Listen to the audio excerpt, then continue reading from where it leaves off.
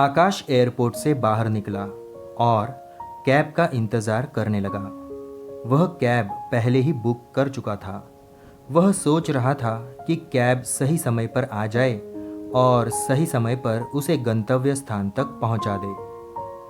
कुछ ही देर में एक शानदार चमचमाती कार उसके पास आकर रुकी, जिसे देख आकाश एक पल के लिए चौंक गया कि क्या ये उसके द्वारा बुक की गई कैब ही है।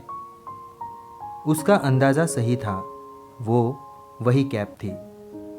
कार से एक ड्राइवर बाहर आया और उसने आकाश के लिए कार के पीछे का दरवाज़ा खोला। आकाश के बैठते ही उसने कागज़ का एक पन्ना उसे पकड़ा दिया और बोला, सर, इस कागज़ में हमारा मिशन स्टेटमेंट लिखा हुआ है। आप आराम से बैठकर इसे पढ़ लीजिए। तब तक मैं आपका सामान डिक्की में रख देता हूँ। ओह! चौंकते हुए आकाश ने वह मिशन स्टेटमेंट ले लिया और उसे पढ़ने लगा। उसमें लिखा हुआ था, हमारी कैब सर्विस में आपका स्वागत है। हम आपको आपके डेस्टिनेशन तक सस्ते दाम पर सुरक्षित तरीके से और जल्द से जल्द पहुंचाने की कोशिश करेंगे। आपको किसी प्रकार की दिक्कत का सामना नहीं करना पड़ेगा। आपकी यात्रा मंगलमय रहेगी। वह मिशन स्टेटमेंट पढ़कर आकाश के चेहरे पर एक मुस्कुराहट छा गई। फिर उसने कार के भीतर एक नज़र डाली। कार साफ सुथरी थी। तब तक कैब ड्राइवर ड्राइविंग सीट पर बैठ चुका था। उसने पलटकर आकाश से पूछा, सर, एसी का टेम्परेचर ठीक है ना? यदि इसे बढ़ाना या घटाना हो तो आप बेझिझक मुझे बताइए। आकाश ने कहा, नहीं, इसकी ज़रूरत नहीं है। एसी का टेम्परेचर एकदम ठीक है। इसके बाद कैब ड्राइवर ने एक कार्ड आकाश की ओर बढ़ाया और बोला, सर, इस कार्ड पर सभी रेडियो स्टेशंस की पूरी डिटेल्स है। आप जिस भी रेडियो स्टेशन को सुनना चाहते हैं, प्लीज़ मुझे बता दीजिए, मैं वो प्ले कर दूंगा। आकाश ने कार्ड ले लिया। फिर कैब ड्राइवर ने कहा, सर, आज के सारे न्यूज़पेपर्स भी यहाँ उपलब्ध है। जो आप पढ़ना चाहे मुझे बता दे। आकाश ने एक न्यूज़पेपर पढ़ने के लिए ले लिया। कैब ड्राइवर ने फिर पूछा, सर, आप चाय या कॉफ़ी कुछ लेंगे? आकाश ने जवाब दिया, एक्चुअली मुझे सॉफ्ट ड्रिंक चाहिए था। आपके ठीक सामने एक छोटा सा फ्रिज है। आपको वहाँ चिल्ड वाटर मिल जाएगा। सॉफ्ट ड्रिंक्स की कुछ वैरायटी भी मिल जाएंगी। चाहे तो आप आइसक्रीम भी खा सकते हैं। आकाश कार में दी जा रही फैसिलिटी से हैरान था।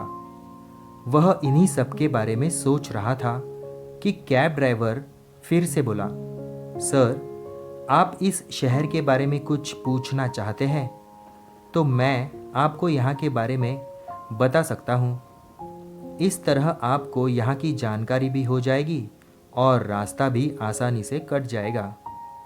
आकाश ने शहर के बारे में तो नहीं पूछा, लेकिन एक सवाल जो बहुत देर से वह सोच रहा था वह पूछ लिया, भाई, तुम मुझे ये बताओ कि क्या तुम हमेशा हर कस्टमर को इसी तरीके से ट्रीट करते हो, इसी तरीके से बात करते हो, उसे ये सारी फैसिलिटी देते हो?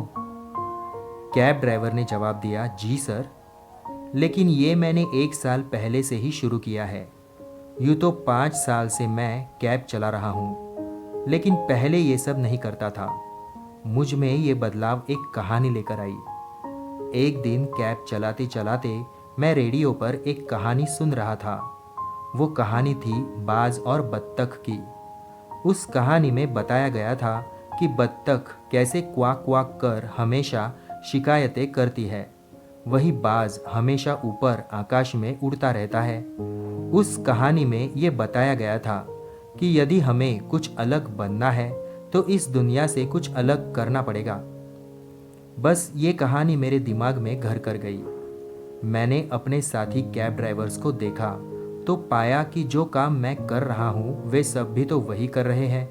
वे दिन भर थक हार कर काम करते हैं और ज़िंदगी से शिकायतें करते रहते हैं। मैं भी ऐसा ही कर रहा था, लेकिन उस दिन मैंने सोचा कि मुझे कुछ अलग करना चाहिए। बस उस दिन से धीरे धीरे अपनी कैब को बदलना शुरू किया। धीरे धीरे एक एक फैसिलिटी ऐड करना शुरू किया और आज तक कर रहा हूँ। आप बहुत लकी हैं सर कि आपको आज मेरे साथ ड्राइव पर आने का मौका मिल गया, क्योंकि मेरी कैब हमेशा बुक रहती है। एक बार जो पैसेंजर मेरे साथ आ जाता है वो हमेशा मेरे साथ ही जाना चाहता है। वो मेरा नंबर लेकर जाता है और ज़रूरत पड़ने पर कॉल भी कर लेता है। कई बार मैं बुक्ड होता हूँ तो अपने दोस्तों को भेज देता हूँ और उन्हें कोई दिक्कत नहीं आने देता। सर, आप भी ये मेरा कार्ड लीजिए। कभी आपको भी ज़रूरत पड़े तो याद ज़रूर कीजिएगा। आकाश को आज तक इतना बढ़िया ड्राइवर कभी नहीं मिला था। उसका ये सफ़र उसके लिए खास बन गया। जिंदगी में बत्तख की तरह शिकायत करना बंद कर दे, क्योंकि फिर जिंदगी बस शिकायत बनकर रह जाएगी। जिंदगी में वो मज़ा नहीं रह जाएगा। जिंदगी का मज़ा लेना है तो अपनी सोच ऊंची रख कर बाज की तरह ऊपर आकाश में उड़ना होगा। सबसे हटकर दुनिया से कुछ अलग काम करना होगा। तभी आप अपना एक अलग नाम और एक अलग मुकाम हासिल कर पाएंगे। बस ऐसा कुछ कर जाओ कि दूसरे आपको फॉलो करना चाहे और आपके जैसा बनना चाहे। यही तो है जिंदगी की उड़ान। धन्यवाद।